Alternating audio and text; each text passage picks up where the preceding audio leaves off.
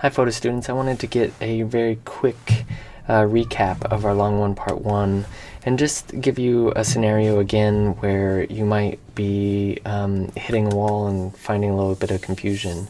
Now, again, read through the directions like we have and watch some of the videos that I've already given you and some of the other ways of experimenting online with some of our simulators, playing around with aperture, shutter speed, and ISO. But I'm going to use, right now I'm using our coarse loaner camera. I'm going to just photograph this mug that's on my desk, and I'm going to show you a scenario probably some of you guys are running into. So in general, I'm going to start with my ISO at 100. Let me put it back there because I had been messing around a little bit. I'm in manual mode still, and I'm at 18 millimeter on my lens, and 18 millimeter is going to give me the ability to open up that aperture as wide as possible on this lens. Now I'm going to go ahead and show you I'm at a 60th of a second on my shutter speed, and I'm going to open up my lens all the way while pointed at this object at 18 millimeter, and when I'm all the way open at 3.5 right now, that's giving me a proper exposure looking at this object at 100 ISO. So I'm going to go ahead and photograph that, and I think that that image is pretty dark.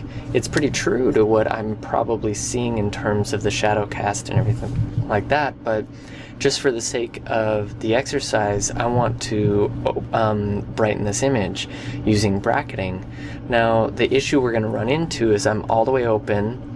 I'm at that 60th of a second that I want to have in order to hand hold my camera, and hand holding is going to give me that ability to cut down on motion blur. So I need to increase my ISO here, my sensor sensitivity, in order to be able to bracket and overexpose here. So I'm going to select info, go over to my ISO, and I'm going to jump all the way to 800 for the sake of showing you that when you go from 100 to 200, you're doubling the amount of light. 200 to 400, you're doubling again. 400 to 800, you're doubling that once more. So the sensitivity is bringing in twice as much light per stop that I increase that ISO. So right now at 3.5, I'm way overexposed. I'll show you at 800 ISO. Right, it's much brighter image. Let me get, but I'm gonna now, I have some flexibility with my aperture. I can bring this down to 7.1, it's saying, is one stop overexposed.